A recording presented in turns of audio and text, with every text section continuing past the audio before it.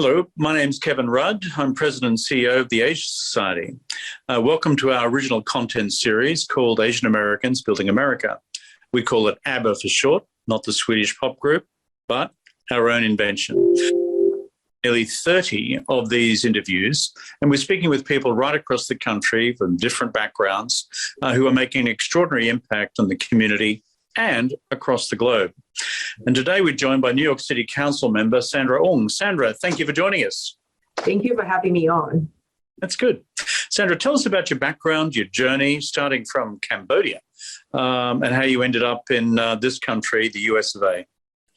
Thank you, Kevin. So I was born in Cambodia. My parents are of Chinese descent. A lot of Chinese people at that time lived in different parts of Southeast Asia, and Cambodia is one of them. I was a few months old when the beginning of Pol Pot started, and I left Cambodia, Phnom Penh, with my mom and my dad and my brother, and we went to the United States. No, sorry, we went to Taiwan first. I was there for 7 years while we were waiting for my uncle, who actually left Cambodia at a young age because he came to study in the United States when he was a teenager, to wait for our visa, brother-sister visa, to come up. When I talk about this, and I was just saying before, I don't really talk a lot about this, not because I'm uncomfortable with it, because I think, it's a story of immigration at the end of the day. And for me, a lot of people always wonder, well, why, especially in the context of immigration nowadays, and in terms of why people leave the country. And I always tell people, I was like, my parents never had the intention of ending up in the United States. We thought we were going to leave for a couple of months. We're going to be in Taiwan. We're going to wait for a couple of months because Cambodia was our home. Actually, my mom was also born in Cambodia. We had every intention of going back.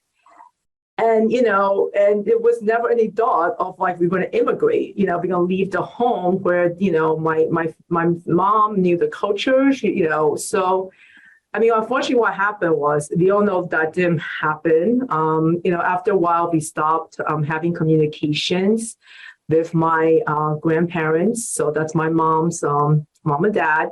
And my mom also had two sisters in Cambodia who didn't leave. So we also stopped having communications with them. And up to today, we don't actually know what happened to them. Obviously, we know they passed, but we don't know what happened. We don't know how it happened, where it happened. So I say that because a lot of people nowadays think, when we think about, people fleeing countries, we always I think there might be a question as why do people flee countries, they want to go somewhere else. And I could say most of the times because there wasn't tons of choices involved. I think only my mom and my dad left because my brother and I were so young. I was just a couple months old. And, my brother was 3 at the time. So I think at that time, the decision was, oh, they're so young. Maybe they should just, go away for a little bit, wait it out, and they'll just, they'll come back. So all that said, as we know, we didn't make it back. So I was in Taiwan for 7 years waiting for my uncle to sponsor my mom. And I made it to the United States when I was 7. So I was with my uncle for a while. So we all live in this 1-bedroom apartment, for a while. And then, my parents worked hard, saved up enough money. And then we eventually moved to Flushing, Queens, where I'm elected now, when I was 10 years old. I'm impressed by that. And I know enough about what happened with the Cambodian genocide to know why your parents did the right thing. And it's so tragic what happened to your extended family. Pol Pot's regime was barbaric and it was a genocide. And if ever there's a reason for the International Convention on Refugees, it's because of genocides, whether it's against Jews or whether it's against the Cambodian people or other genocides in history. So we're glad to have you in America. Now, you've become trained as a lawyer. You've now gone into public service. Tell us about the Asian American community in New York and what sort of work are you doing with them and for them? Sure. So I started out being a lawyer because I wanted to help, like underrepresented people who had a hard time getting their voices across. So I worked for a not-for-profit that worked with victims of domestic violence. And in that world, actually, I worked a lot with Asian American survivors because I could speak Mandarin well enough to communicate with those who need to speak that language. And I think through that experience, I recognized that, and I think truthfully, the first time I recognized it growing up with my parents, not knowing the language, the culture well, that I was the person, sometimes I had to get on the phone with, talking to different people, different government agencies, and more like just navigating the process of how government works in the United States. Every government works differently. But I was fortunate. I'll be honest. Like my parents are still when I think about it, my parents are still fortunate. So when I worked with victims of domestic violence, and I realized that these women who are facing, they don't know the language well. They definitely don't know the culture well. They're like trapped in a very abusive relationship, and I think I started to realize that there's not really a lot of resources out there for, survivors of domestic violence, and especially with the language and cultural barriers, that just becomes, like I would say, more and more difficult. And I always thought the government should just really do a better job in terms of language access. So after working with the domestic violence not-for-profit, I ended up working with local elected officials where I was the person, talking to the constituents coming to the office or picking up phone calls, when they call. And I think, frankly, a lot of times they call because this is their place of last resort, because other places they try calling, again, when English is not your first language, it's really hard to connect to the people that you need to connect to who could possibly help you out of this situation. So that's also the government. That's also legal services, right? I worked in a legal service agency where I could speak the language. That's great. But most legal service agencies really don't. And I think United States, which is a global audience, in the United States, we have now just deal with something called language line, where there's a third person interpreter that's on the phone. That's the only way right now. Majority, frankly, of how it works in New York City is we use this language line. So it's a third person, impersonal person doing a translation. What they're doing purely is your translation. They don't really understand, it's not like they have a background of the content. It's really just like a third person service, right? It's not they have a content about what is going on, what is the situation. And often that's not really, that doesn't work. So that's one of the biggest issues that I'm interested in the city council, along with my colleagues. Speaking of your colleagues, New York City Council, I think you've got 51 members. Mm-hmm. There are 6 of you from AAPI backgrounds. Used to be 3. So tell me, what good things do you 6 get up to, and what impact are you having on council direction and the city's direction?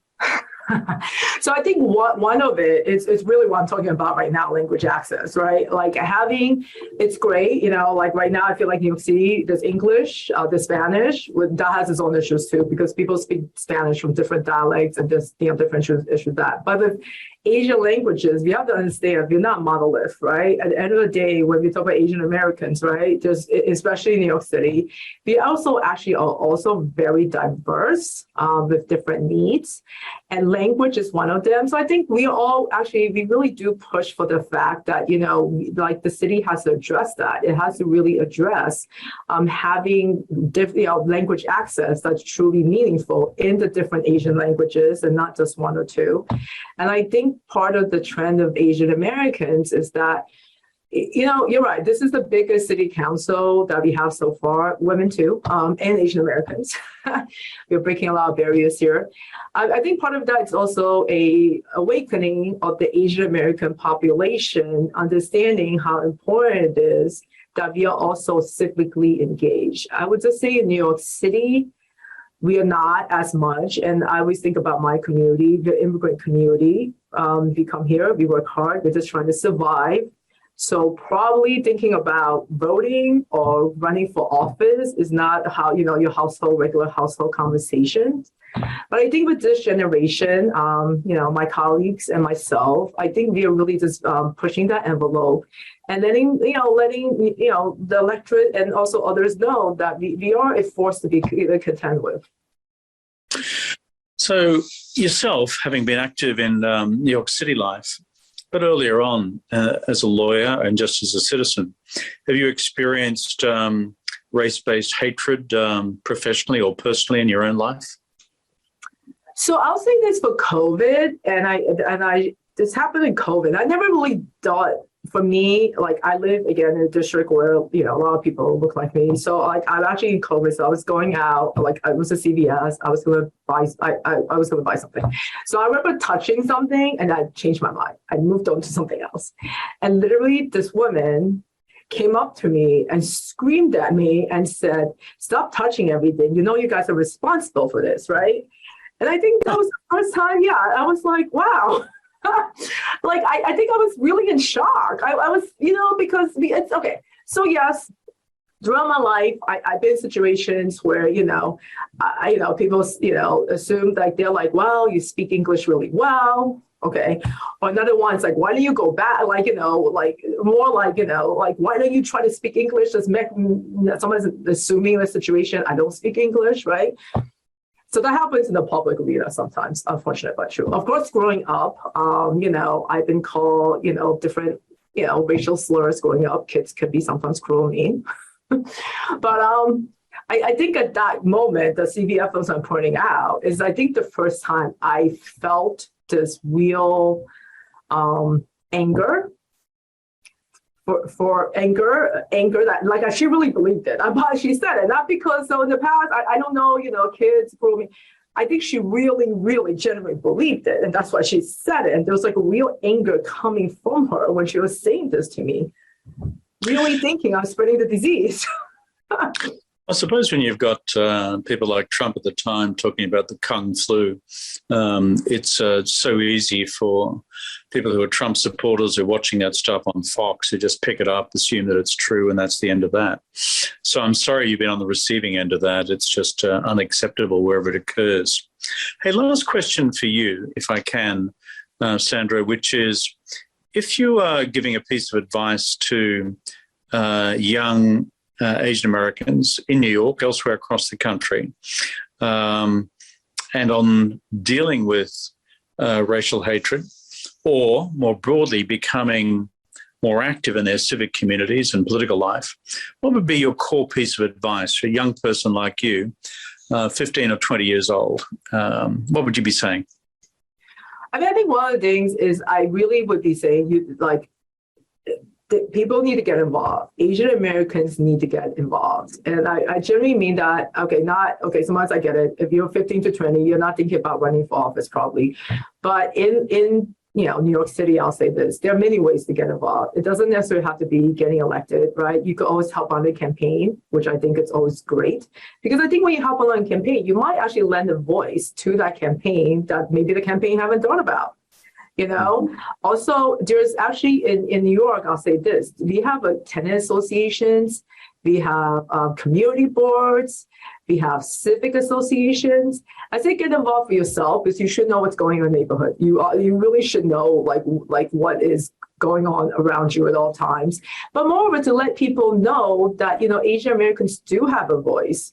If you do have a say, and maybe for some people, they don't think that, but they never seen us out and about, right? They don't see us out and about. They don't see us in these associations, in these groups, talking about the needs of Asian Americans or just, talking about needs of the actual neighborhood they're from. So I always tell young people do that. And also, voting is very important. Registering to vote, I think the younger generation is the one we all try to target, frankly, in our politics. Right? We always try to figure out how do we speak to the younger generation.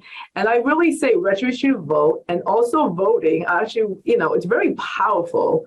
It's, and maybe in the United States, sometimes we do take it for granted. That's always there, so why bother? But I feel like it's really a voice. It's very powerful. And in sometimes local elections, you win or lose by 50 votes. That's right. Like in my country, Australia, 50 votes can mean a lot in a local ward or council election. So your message is get out there, get active, get involved. So, Council Member Sandra Ung, thank you so much for dedicating your career to public service and supporting the needs of Asian Americans and right across the board in your District 20. Your tireless efforts pushing for more local language access, something I've always supported in my own country, and AAPI education in schools is vital for the community and across the country. My name's Kevin Rudd, and I'm from the Asia Society. Thank you for joining us. Thank you.